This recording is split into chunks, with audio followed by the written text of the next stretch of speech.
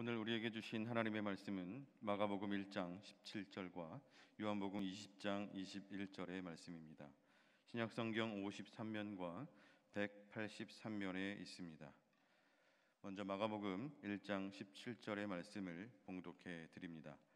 예수께서 이르시되 나를 따라오라. 내가 너희로 사람을 낚는 어부가 되게 하리라 하시니. 요한복음 20장 21절의 말씀을 봉독해 드립니다.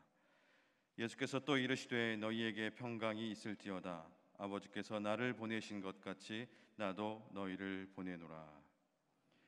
담임 목사님 나오셔서 교회 부름받고 보냄받은 공동체라는 제목으로 하나님 말씀 선포하시겠습니다. 할렐루야. 우리 앞에 있는 분과 인사 나누시겠습니다. 사랑합니다. 축복합니다. 여호와께로 돌아갑시다. 하나님은 당신을 기다리십니다. 아멘. 고맙습니다. 오늘은 우리 교회 창립 128주년 기념주일입니다. 이 창립 기념주일을 맞이할 때마다 사실은 많은 분들께 감사를 드립니다. 먼저는 무엇보다 살아 역사하시는 하나님, 이곳에 교회를 세우시고 교회를 지켜주신 하나님께 참으로 감사를 드립니다. 또한 이곳에 언더우드 선교사님과 함께 교회를 태동시키시고 이루시고 헌신과 섬김으로 이렇게 아름다운 교회를 이 지역에 온전하게 이루어 오신 믿음의 선조분들께 감사를 드립니다. 그리고 실은 또 다른 한 분의 분들께 감사를 드리는데요, 바로 여러분입니다.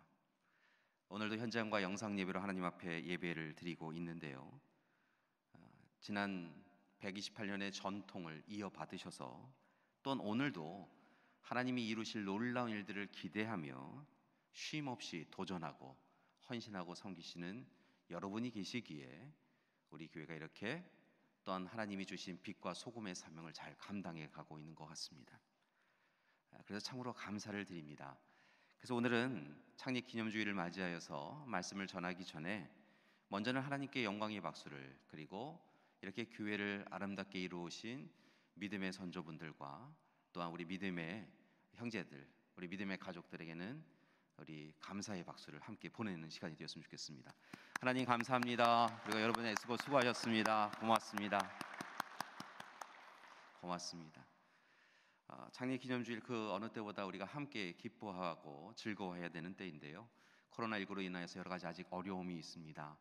그러나 하나님께서 이곳에 교회 공동체를 세우시고 또한 함께 하나님 나라를 꿈꾸게 해주셨음을 기뻐하시며 오늘도 또한 이번 한 주간 하나님이 우리를 통하여 이루실 일들을 기대하며 기도하며 살아가는 그런 한 주간이 되시기를 소망합니다. 지난 128년간의 세월 동안에 우리를 지켜주신 하나님의 사랑과 은혜에 감사하면서 더욱 힘써서 영적 장자교회로서 하나님이 기뻐하시는 교회, 건강하고 성숙한 교회, 그리고 하나님의 뜻을 이 땅에 이루어가는 그런 교회가 되기를 소망합니다. 이를 위해서 오늘 창립기념주일 128년 되는 기념주일을 맞이하여서 새로운 도전을 여러분에게 함께 제안하고자 합니다. 결론부터 말씀을 드리면 이와 같습니다. 사랑하는 교회 여러분, 예수 그리스도의 고난받으심, 죽으심, 부활을 통하여서 이루어진 우리 능곡 교회는 이제 앞으로의 시간들 가운데 더욱더 부름받고 보냄받은 공동체로 살아가기를 소망합니다. 우리 옆에 있는 분에게 이렇게 인사하셨으면 좋겠습니다. 부름받고 보냄받은 공동체로 삽시다. 여러분, 특별히 예수님의 부름받고 보냄받은 공동체로 살아가기를 소망합니다. 이를 위해서 우리가 부름받은 자로, 보냄받은 자로서 감당해야 될 일이 있는데요, 부름받은 자로서는 주님의 삶의 흔적을 좇아서 지금 여기에서 종말론적 삶을 살아가는 것이고요, 또한 보냄받은 자로서는 가정과 교회와 지역사회를 하나님 나라로 이루어가며 살아가야 될 줄 믿습니다. 여러분, 오늘 말씀 두 말씀을 함께 봉독하였는데요, 마가복음 1장 17절의 말씀을 보면 분명하게 이야기하고 있습니다. 예수님께서 우리를 부르셨다라고 이야기하고 있는 것이죠. 예수님께서 제자들을 부르시는 장면 중에 특별히 오늘 말씀은 베드로와 안드레를 부르는 말씀인데요, 이렇게 이야기하고 계십니다. 나를 따라오라. 내가 너희로 사람을 낚는 어부가 되게 하리라 라고 말씀하고 있는 것이지요. 물고기를 낚는 어부, 당시에는 사실은 물고기를 낚는다라고 하는 것은 물고기를 속여서 낚기 때문에 죄인이라고 여겼었는데요. 세상 사람들이 눈여겨보지 않던 이 어부들에게 가서 너희로 하여금 물고기를 낚는 어부가 아니라 사람을 낚는 어부가 되게 하리라 라고 하며 부르셨던 것을 봅니다. 그랬더니 베드로와 안드레가 그들이 가지고 있던 배와 그물을 내려놓고 따랐다라고 이야기하죠. 예수님의 부르심에 예라고 하고 순종하며 따른 것입니다. 근데 성경의 말씀을 보면 예수님께서 공생의 사역을 시작하시며 제일 먼저 하신 것이 제자들을 부르신 것인데요. 앞서 말씀을 드렸던 베드로와 안드레만이 아니라 여러 제자들을 찾아가셔서 그들을 직접 부르신 것을 봅니다. 나를 따르라, 나와 함께하자 라고 하셨고 제자들은 그 말씀에 순종한 것이지요. 이렇게 부르셔서 주님은 그들과 함께 동행하십니다. 그런데 성경 말씀을 보면 이렇게 부르심과 함께 또 다르게는 보내시는 장면이 나옵니다. 오늘 말씀, 특별히 요한복음 20장 21절의 말씀도 제자들을 보내시는 장면을 담고 있는데요. 예수님의 죽음과 부활을 경험한 제자들에게 평강을 약속하며 뭐라 이야기하시냐면 아버지께서 나를 보내신 것 같이 나도 너희를 보내노라 라고 이야기하고 계신 것을 봅니다. 하나님께서 예수님을 이 땅에 보내신 것처럼 예수님도 제자들을 세상에 보내신다라고 하며 분명하게 제자 공동체는, 교회 공동체는 보냄을 받은 공동체다라고 이야기하고 계신 것이죠. 성경의 말씀을 보면 예수님께서는 12명의 제자를 또한 70명의 제자를 세상으로 보내신 것을 볼 수 있는데요. 특별히 부활하신 이후에는 교회 공동체를 향하여 너희 한 사람 한 사람이 바로 부름을 받았을 뿐만이 아니라 보냄을 받은 사람들이다라고 분명하게 이야기하고 계십니다. 사랑하는 교회 여러분, 우리가 바로 그러한 사람들입니다. 예수 그리스도의 부르심과 보내심에 순종하여서 하나님 나라의 복음을 가르치고 병든 자를 치유하고 귀신 들린 이에게서 귀신을 축출하는 일, 그 일을 제자 공동체만이 아니라 바로 우리 교회 공동체가 감당해 가야 될 줄 믿습니다. 사랑하는 교회 여러분, 기억하시기 바랍니다. 바로 우리가 부름받고 보냄받은 공동체입니다. 성경의 말씀을 보면 이 교회라고 하는 단어, 헬라어로 에클레시아라고 하는 단어가 있는데요. 사실은 이 교회 에클레시아라고 하는 단어에도 부름과 보냄에 대한 이야기가 담겨져 있는 것을 봅니다. 이 에클레시아라고 하는 단어는 두 개의 단어가 합쳐진 단어인데요. 모모로부터라고 하는 의미를 가지고 있는 에크라고 하는 단어와 부르심을 입은이라고 하는 의미를 가지고 있는 칼레오라고 하는 단어가 합쳐진 것이 에클레시아입니다. 두 단어가 합쳐져서 이 에클레시아라고 하는 단어의 의미는 모모로부터 부르심을 입은 사람들의 모임이라고 하는 의미를 가지고 있는 것이지요. 말 그대로 교회 공동체는 하나님의 인도하심 가운데 예수 그리스도의 십자가 사랑에 의지하여서 죄된 세상에서, 죄로 인하여 죽을 수밖에 없는 세상에서 부름을 받아 생명을 얻고 구원을 얻은 사람들의 모임이다라고 하는 의미를 가지고 있습니다.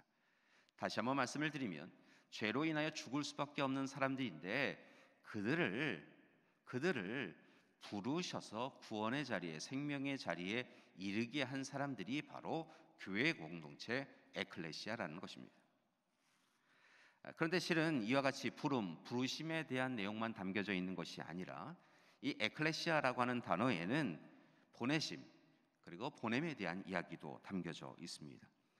즉 하나님께서 예수님을 통하여 사람들을 죄된 자리에서, 죄된 세상에서 부르셔서 그들을 구원하여 주신 이후에 그들에게 소명을 허락해 주셨는데 그 소명을 붙잡고 세상에 나아가 사명자로 살아가도록 해 주신 것이 바로 교회 공동체라는 것입니다. 에클레시아, 교회 공동체는 그래서 보냄을 받은 공동체인데요, 땅끝까지 이르러 복음을 전하는 증인의 사명을 감당해야 합니다. 여러분, 교회 공동체는 보냄을 받은 사람들입니다. 저와 여러분 세상으로 보냄을 받은 사람들입니다. 어둠의 세상에 빛을 드러내라고 보냄을 받은 세상입니다. 갈 길 잃은 사람들에게 마땅히 가야 할 길을 보여주라고 보냄을 받았다는 것입니다. 죄로 인하여 신음하며 살아가는 이들이 있는데요, 그들을 죄의 굴레에서 벗어나서 복음을 통하여 자유를 얻을 수 있도록 그렇게 우리는 보냄을 받았다는 것입니다. 고난과 고통을 당하고 있는 이들, 그래 무너져 있는 이들에게 그들의 상처와 아픔을 도닥여주고 하나님께서 당신과 함께 하신다라고 한 것을 전하며 그들에게 치유와 회복의 역사를 전하도록 보냄을 받은 사람들이 바로 우리인 것입니다. 사랑하는 교회 여러분, 우리는 부름받고 보냄받은 사람들입니다. 특별히 예수님께서 우리를 부르셨고 또한 예수님께서 우리를 보내주셨습니다. 이것을 잊지 마셔야 합니다. 그런 의미에서 우리가 교회가 어떤 공간인지에 대하여, 어떤 모임인지에 대하여서 잘 표현하고 있는 두 분 목사님의 글을 읽은 적이 있는데요, 첫 번째 분은 오카는 목사님입니다. 오카는 목사님은 교회를 정리하면서 이렇게 이야기하신 것을 보았습니다. 교회는 세상에서 부름받은 하나님의 백성인 동시에 세상으로 보냄받은 그리스도의 제자이다라고 이야기하고 있었습니다. 여러분, 교회는 세상에서 부름받은 하나님의 백성입니다. 또한 동시에 세상으로 보냄받은 그리스도의 제자들이 바로 교회인 것입니다. 부름받고 보냄받았다는 것을 결코 어느 하나도 잊어서는 안 된다는 것이죠. 또 한 분 목사님이 이 교회에 대해서 규정하신 것을, 정의하신 것을 보았는데요, 바로 이재철 목사님입니다. 이재철 목사님은 그의 글 가운데 이런 표현하신 것을 본 적이 있습니다. 교회는 주차장이 아니라 주유소이다 라고 하신 것이었습니다. 잘 아시다시피 주차장은 차가 와서 머무는 곳입니다. 대신에 주유소는 차가 기름이 떨어지면 그곳에 들러서 다시 기름을 채워서 나가는 것, 주유소에 머무는 것이 아니라 다시 바깥으로 나가는 것이 바로 이 주유소라는 공간인 것이죠. 이재철 목사님은 교회는 단순히 우리의 몸이 거하는 주차장이 아니라 오히려 세상에서 영적 갈급함을 통하여 힘겹고 어려울 때마다 이 교회에 와서 하나님이 주시는 이 양식을 통하여, 말씀을 통하여 하나님의 능력을 경험하고 하나님이 주시는 힘을 다시 부여받아서 세상에 나아가서 하나님의 사람으로 살아갈 수 있도록 해주는 곳이 바로 교회이다. 그래서 교회는 주차장이 아니라 주유소와 같다라고 이야기하신 것을 보았습니다. 참 의미 있는 표현이었습니다. 사랑하는 교회 여러분, 그런 점에서 더욱더 우리 능곡교회가 지난 시간들 가운데 참으로 좋은 교회였는데요, 그것과 함께 앞으로 더 좋은 교회, 건강하고 성숙한 교회가 되기 위하여 부르심과 보내심에 더욱 집중하고, 그리고 부르심과 보내심에 순종하며 진정한 교회 공동체가 되기를 소망합니다. 예수님의 부르심과 보내심에 순종하여서 하나님 나라에 하나님을 위하여 쓰임받는 그런 교회가 되길 소망합니다. 이를 위하여 오늘 세 가지를 여러분에게 제안하고 부탁드리고자 합니다. 부름받고 보냄받은 공동체로서 오늘 이 시간 우리가 더욱 건강하고 성숙한 교회, 아름다운 교회, 하나님이 기뻐하시는 교회가 되기 위하여 앞으로 이 세 가지를 붙잡고 살아가는 우리가 되길 소망합니다. 첫 번째 부탁드립니다. 예수님의 흔적, 스티그마를 지니며 살아가는 우리가 되기를 소망합니다. 이 스티그마라고 하는 것은 성은, 흔적, 상처 이런 것을 의미합니다. 특별히 예수님의 시대에 쓴 이 로마나 아니면 그때 사용하였던 스티그마라고 하는 단어와 오늘 이야기하는 스티그마는 조금 다른 의미를 갖고 있는 것을 보는데요, 본래 이 스티그마라고 하는 것은 낙인을 의미하였습니다. 예수님의 시대에 보통 주인이 소유한 가축이나 노예에 낙인을 찍었습니다. 그게 바로 스티그마입니다. 어느 문헌을 보니까 로마의 병정들 가운데는 자신의 군대의 지휘관의 이름을 낙인 찍어서 자신이 어느 부대에 속해 있는지에 대하여 그렇게 표시를 하였던 경우도 있다고 합니다. 아무튼 이 스티그마라고 하는 것은 내가 누구에게 속해 있는지, 어느 것이 나의 소유인지를 드러내는 것이 바로 스티그마였지요. 그런데 이 스티그마에 대해서 바울은 조금 다른 식으로 해석하고 우리에게 이야기하고 있는 것을 봅니다. 대표적인 것이 갈라디아서 6장 17절의 말씀인데요. 그는 이렇게 이야기합니다. 그가 박해와 핍박을 받았지요. 예수님의 복음을 전하면서 그가 옥에 갇히고 매질을 당했고 때로는 돌팔매질을 당하였던 것을 봅니다. 그러면서 그의 몸에 상처가 있었다는 것이지요. 그는 뭐라 이야기하냐면 그 박해와 핍박으로 인하여 자신에게 예수님의 흔적, 스티그마가 있다라고 이야기하며 그 일을 기뻐하고 있는 것을 봅니다. 세상 사람들은 내 소유, 가축, 내 소유의 종, 뭐 이런 것을 낙인을 찍었다고 한다면 바울은 그렇듯 한 사람의 소유물이 되었다라고 하는 것을 뛰어넘어서 내가 주님이 당하신 고난과 고통을 함께 받음을 통하여 내가 내 몸에 스티그마, 주님의 그 성은 흔적이 있음을 기뻐합니다라고 고백하였다는 것이지요. 사랑하는 교회 여러분, 여쭙습니다. 우리에게도 예수님의 거룩한 흔적이 있습니까? 특별히 우리의 죄를 대속하기 위하여 고난받으시고 죽임당하신 예수님의 그 거룩한 흔적이 정말 우리의 삶에 있습니까? 우리를 향하여 손을 내미시고 못 박히셨던 그 손에 아픔의 상처가 있으십니까? 여러분 옆구리에 찔린 그 창에 상자국이 있습니까?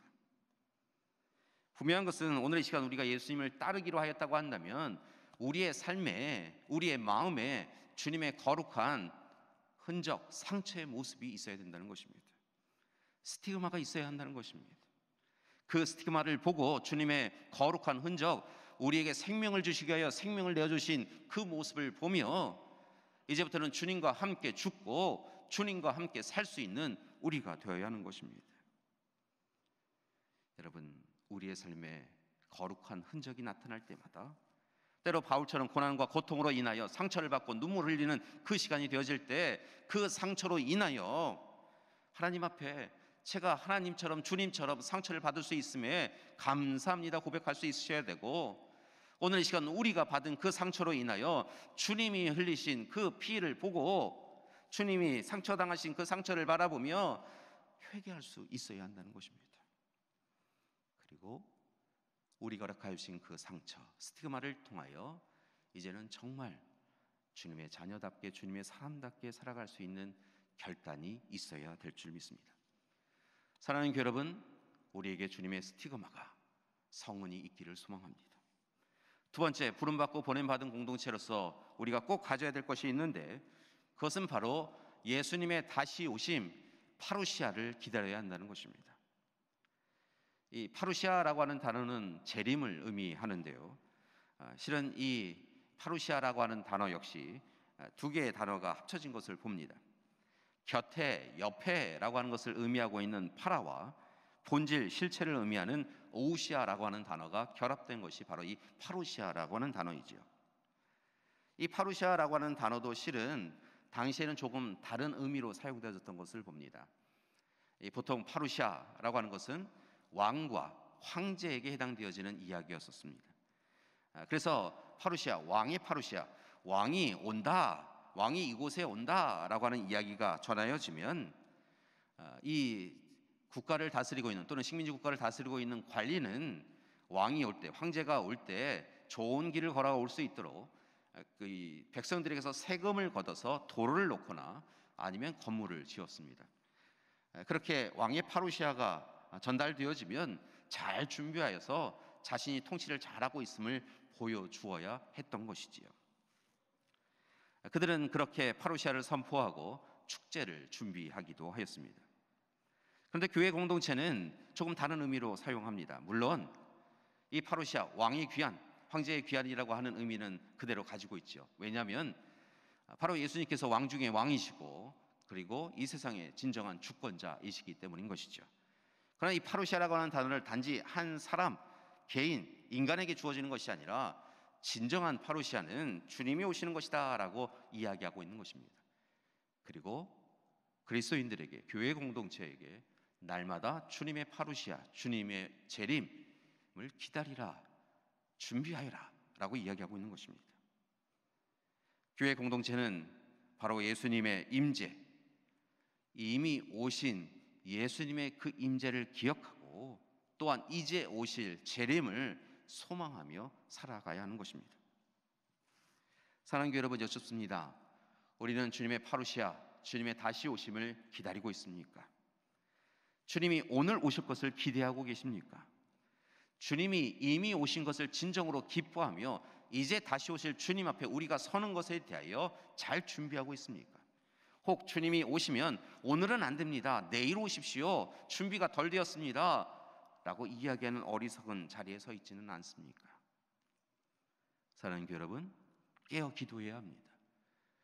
기름을 준비한 슬기로운 여인들처럼 준비해야 합니다.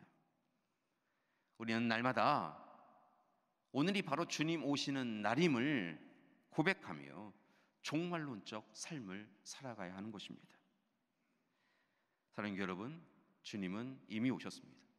그리고 또한 이제 오실 것입니다. 이미와 아직 사이에서 살아가면서 헛되고 악한 거 품지 마시고 오늘 시간 주님이 이미 우리와 함께하고 계심을 바라보며 다시 오실 주님을 잘 준비하여 맞이할 수 있기를 소망합니다. 그러기에 부탁드립니다. 안일한 믿음 생활 멈추십시오. 하품하는 신앙생활 멈추십시오. 여러분 스스로 주인이 되어서 하나님 없이 살아가는 어리석은 신앙생활 멈추십시오. 신앙생활을 한다고 하면서도 실은 주님이 우리에게 오셨고 주님이 이미 우리에게 오시고 계심을 인지하지 못하고 내가 주인이 되어져서 신앙생활하는 것, 그것은 옳지 않다는 것입니다. 사랑하는 여러분, 어제 신앙생활 잘한 것으로 만족하지 마시고 오늘 오실 주님을 맞이하게 하여 오늘 최선을 다하여 하나님의 자녀답게, 하나님의 백성답게, 그리스도인답게 살아가는 우리가 되기를 소망합니다. 왜냐하면 그때가 오고 있기 때문에 그렇습니다. 양과 염소로 왼편과 오른편으로 나뉘어서 착하고 충성된 종아라고 칭찬받는 이들도 있지만 나는 너를 모른다 라고 하시는 주님의 음성을 들을 수 있는 그런 이가 있는 것을 우리가 확인할 수 있는 그때가 곧 오고 있기 때문에 그렇습니다. 사랑하는 여러분, 예수님의 다시 오심 파루시아를 준비하고 기대하고 기다리는 우리가 되기를 소망합니다. 세 번째로 부탁드리는 것은 부름받고 보냄받은 공동체로서 예수님이 선포하시고 시작하신 하나님 나라, 보통 하나님 나라를 바실레이아 투테우라고 이야기하는데요, 하나님 나라를 이 땅에 이루어가는 우리가 되기를 소망합니다. 예수님은 공생의 사역을 시작하시면서 분명하게 자신이 왜 이 땅에 오셨는지에 대하여 이야기하셨습니다. 때가 찼고 하나님 나라가 가까이 왔으니 회개하고 복음을 믿으라 라고 이야기하십니다. 때가 찼다는 것입니다. 하나님 나라가 가까이 왔다는 것입니다. 그러니 회개하고 얼른 속히 복음을 믿고 구원받으라 라고 하는 것이 예수님의 삶의 목적이요 공생의 목적이었다는 것입니다. 예수님은 우리에게 분명히 하나님 나라를 약속해 주셨습니다. 그런데 우리가 착각하지 말아야 될 것이 있습니다. 하나님 나라는 우리의 인생이 끝나는 날, 우리의 순례자 인생이 끝나서 마지막 호흡 개수하다가 하나님 앞에 서는, 그래서 돌아가는 본향, 멀리 있는 그 하나님 나라만 이야기하는 것이 아니라는 것입니다. 물론 우리가 돌아가야 될 본향, 그것도 하나님 나라이지만 예수님께서 오늘 이 시간 하나님 나라라고 이야기하면서 우리에게 하나님 나라를 이루라라고 하셨던 것은 지금 우리가 살아가고 있는 이 땅도 하나님의 통치가 이루어지는 곳이어야 한다라고 말씀하여 주셨다는 것입니다.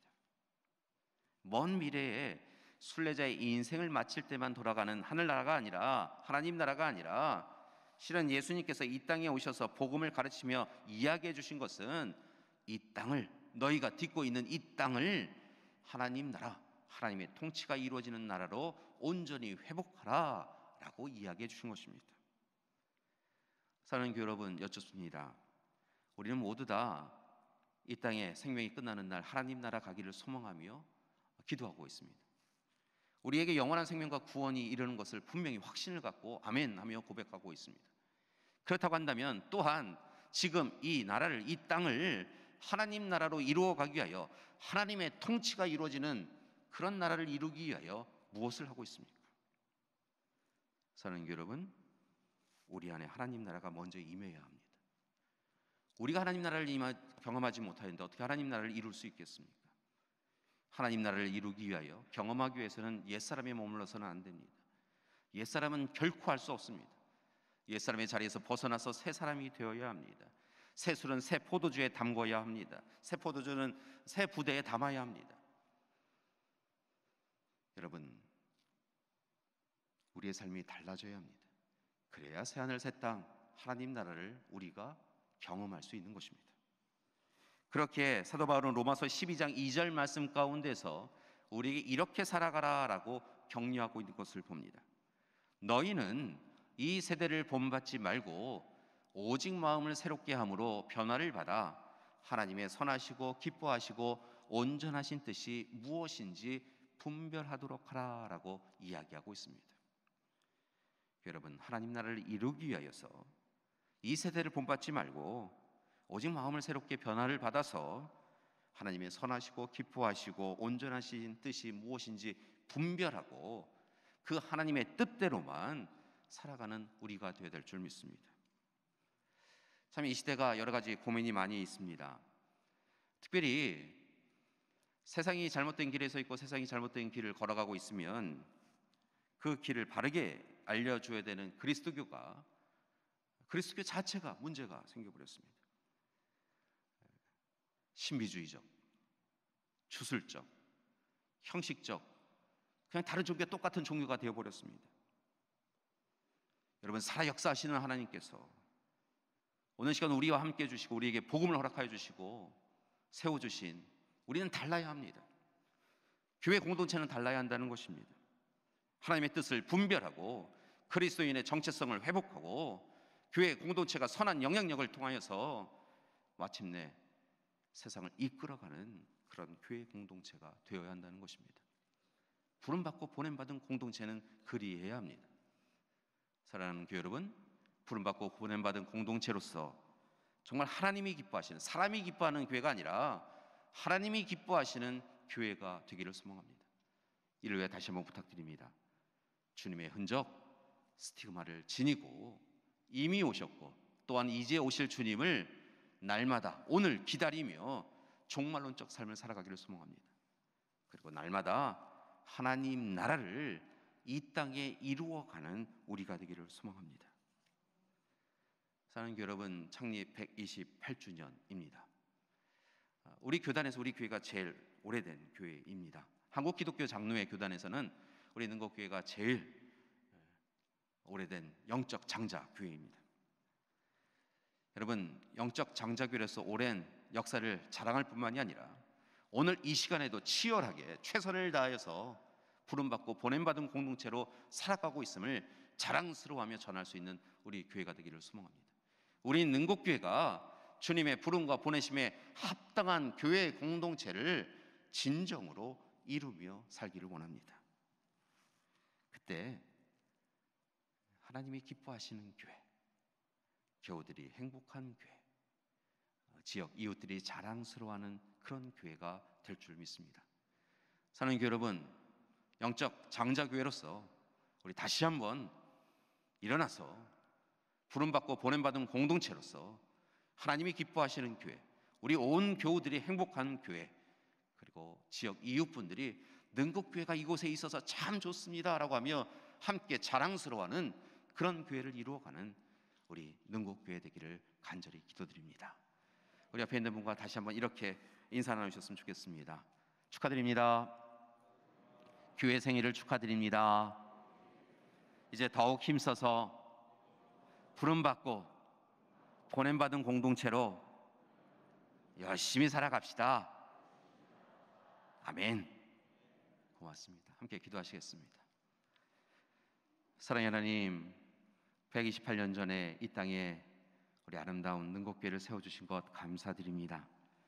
언더우드 선교사님과 또한 믿음의 선조분들이 함께 하나님 앞에 무릎 꿇어 기도하고 예배를 시작하게 해주셨음을 감사드립니다. 이제 귀한 전통을 이어받아 오늘 새로운 도전을 하고자 합니다. 부름받고 보냄받은 공동체로서 더욱 힘써서 살아가는 우리 되게 하여 주시옵소서. 우리의 삶에 주님의 거룩한 흔적을 붙잡고 파루시아 주님 오심을 기다리며 더욱 힘써서 이 땅을 하나님 나라로 이루어가는 우리 되게 하여 주시옵소서. 예수님의 이름으로 기도드립니다. 아멘.